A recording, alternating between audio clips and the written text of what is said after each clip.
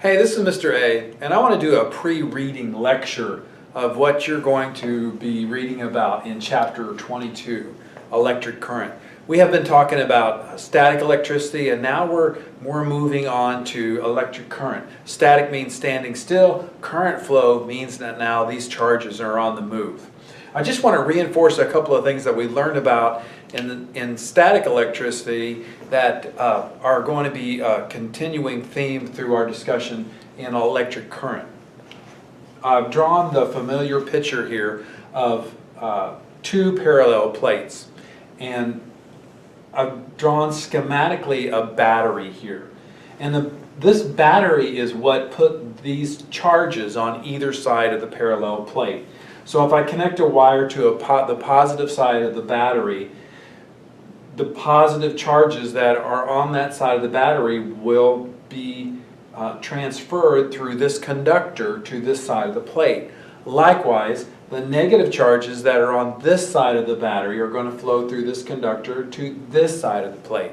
Now, what's going on in this battery we really haven't talked about in this class, because hopefully you got some of that in your physical science class.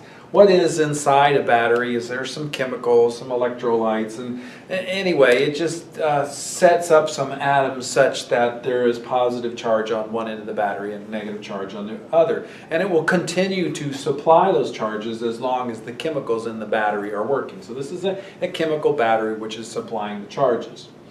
Now, suffice to say that these charges now, if they're being connected through a conductor, and we have talked about conductors and insulators, conductors are going to allow the charge on this battery to move to this plate. Now, this sets up what we learned was a electric potential difference, a potential difference. So there is positive charges on this side and negative charges on this side. There is a potential difference. Just like when we studied potential energy and kinetic energy. Gravitational potential energy, if an object was held above the surface of the ground, then there was the potential for it to drop. There was the potential for there to be a lot of energy happen when that object hit the ground. Likewise, there is a potential difference in electricity. Let me redraw with the positives on the top. Because we learned in last chapter that in an electric field, the flow is from positive to negative. So there is an electric field between these two plates. And we always draw the field so that it's going from positive to negatives.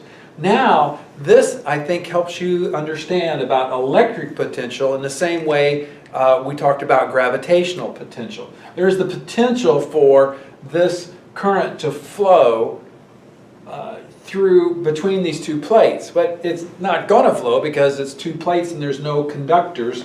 There is no conductors between these two plates.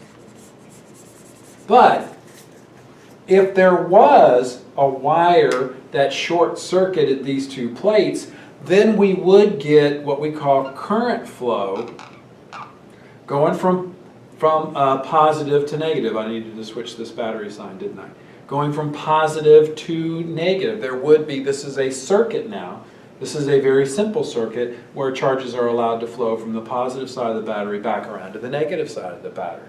So think about electric potential the same way that you thought about gravitational potential, in that there is a potential difference. Now, this is important when we're talking about electric circuits. So let me clean this drawing up a little bit.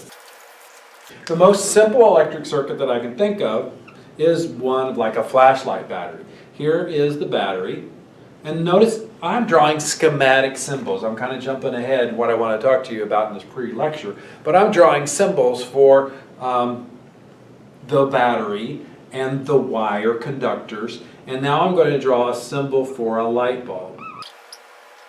So here's about the most simple electric circuit you could have. Well, you know, let me make it a little more complicated. Let me put a switch in it right there.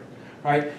So this is an open circuit right now because the circuit is open and no current is going to flow. But the moment that I close this circuit, I close this switch, then I'm going to get current flow from positive to negative. And what's going to happen with the light bulb is that the light bulb is going to brighten up. By virtue of the fact that there's all these electrons that are moving through here that are getting this wire hot, the hot wire glows and causes the light. Now, I said something, if you caught that, I said that there are electrons moving through this lamp, and there are, but I've drawn the current flow from going from positive to negative. I want to mention conventional current flow is from positive to negative, but we know now that it's really the electrons that are flowing through the wire actually going in the opposite direction. You can blame Ben Franklin for that because he thought that in a lightning strike there was this excess charge up in the clouds, and that's when it built up to a point that lightning struck, then those excess charges would go from the cloud down to the ground. Well, he was right.